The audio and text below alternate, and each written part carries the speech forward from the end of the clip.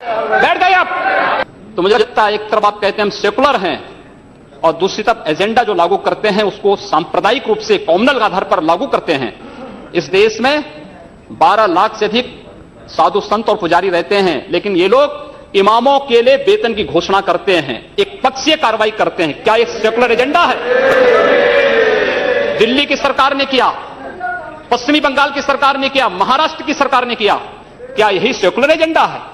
सांप्रदायिक आधार पर ये लोग बांटते हैं समाज को। उसी प्रकार से उससे भी खतरनाक स्थिति, आतंकवादियों पर दायर मुकदमे वापस लिए जाते हैं और उसके बाद भी ये कहते हैं कि सांप्रदायिक हिंसा बनी रहे। महोदय, चर्चा का विषय होना चाहिए कि आखिर सांप्रदायिक कौन है, कौन है सांप्रदायिक। महोदय, जो हम लोगों ने जाना है, जो हम लोगों ने समझा है, इस सांप्रदायिक वह होता है जो कहता है कि मेरा इष्ट या मेरा देव या मेरा पैगंबर ही सर्वश्रेष्ठ है। उसके मानने वालों को तो जीवित रहने का अधिकार है, शेष को नहीं। मुझे लगता है वह सांप्रदायिक है। हिंदू जीवन दर्शन कभी इस बात की इजाजत नहीं देता। जियो और जीने दो पर विश्वास हमारा दर्शन करता है। और दुनिया की कौन सा मजहब और कौन सा ऐसी कौम है जिसको विपरीत परिस्थितियों में हिंदू दर्शन ने अपने यहां शरण न दी हो, उसको फलने फूलने का अवसर न दिया हो? कौन सा ऐसा है दुनिया के अंदर?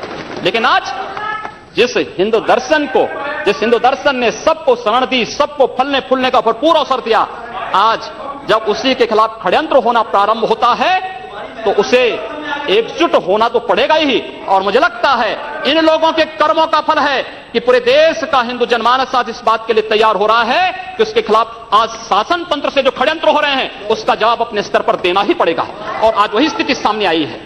महोदय, मैं पूछना चाहता हूं इनसे, मैं पूछना चाहता हूं इन लोगों से, जब भारत का मुसलमान हज यात्रा करने के लिए जाता है, महोदय, जब हज यात्रा करने के लिए जाता है, उसकी पहचान तब भारतीय के नाम पर नहीं, पाकिस्तानी के नाम पर नहीं, बांग्लादेशी नाम पर नहीं, भारतीय उपमहाद्वीप का जो भी मुसलमान हज यात्रा करने के लिए जाता है उसकी पहचान हिंदू नाम पर होती है, उसकी पहचान भारतीय, पाकिस्तानी या बांग्लादेश के नाम पर नहीं। लेकिन अगर उसी हिंदू पहचान को हम इनके ऊपर यहां पर लागू करने का प्रयास करते हैं, इनको बुरा लगता है।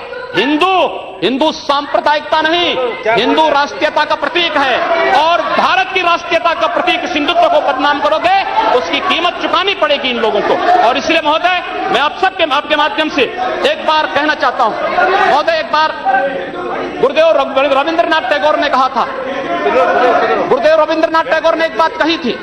उन्होंने कहा था अगर भारत को समझना है, अगर भारत को समझना है, बैठ गए आप, अगर भारत को समझना है तो मैं भारतीय अस्मिता को पहचानना पड़ेगा। और भारतीय अस्मिता को पहचानना है तो स्वामी विवेकानंद के बारे में आप जान लीजिए। स्वामी विवेकानंद ने एक बात कही थी कि गर्व से कहो हम हिंदू हैं। स्वामी विवेकानंद ने एक बात कही थी कि गर्व से कहो हम हिंदू हैं। स्वामी विवेकानंद तो सांप्रदायिक नहीं थे, स्वामी विवेकानंद तो किसी पार्टी के नहीं थे। स्वामी विवेकानंद ने तो भारत का प्रतिनिधित्व किया था पूरी दुनिया के अंदर। और दुनिया के अंदर जो हिंदू आज पूरे देश के अंदर, पूरी दुनिया के अंदर अपनी सहिष्णुता के लिए पहचाना जाता था, आज उस हिंदू के साथ किस प्रकार का व्यवहार किया जा रहा है, वह कश्मीर से विस्थापित होता है, उसे कश्मीर से निकाला जाता है। एक भी बार इस सदन में चर्चा नहीं होती है, इन लोगों का मुंह नहीं खुलता जब कश्मीर से 3.5 लाख की संख्या में कश्मीरी पंडित निकाले जाते हैं, तब ये लोग नहीं बोलते।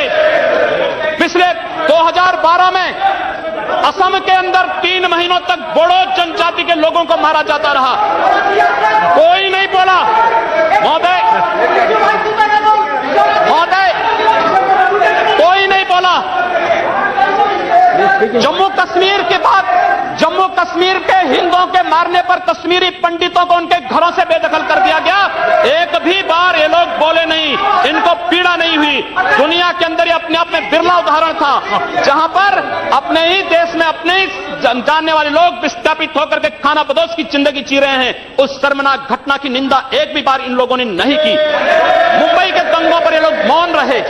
जमशेदपुर और भागलपुर के दंगे कांग्रेस के समय हुए थे, एक भी बार इन लोगों ने उस पर चिंता व्यक्त नहीं की। और तो और 1984 में इस देश के अंदर जिन सिख गुरुओं का योगदान इस देश को बचाने और इस देश की धर्म और संस्कृति, इस देश के समाज को बचाने में बहुत महत्वपूर्ण थी, उन सिखों के कत्लेआम पर भी इनको शर्म महसूस नहीं होती है। और आप लोग इस देश के अंदर बात करते हैं सांप्रदायिक सौहार्द की, इनका पूरा चेहरा सांप्रदायिक हिंसा से रंगा हुआ है, सांप्रदायिक एजेंडे से रंगा हुआ है। और इसीलिए बंधु महोदय, इस देश के अंदर असम में क्या हो रहा है, बांग्लादेशी घुसपैठिए इन लोगों के अपने हो गए और इस देश में लाखों वर्षों से रहने वाला समुदाय पराया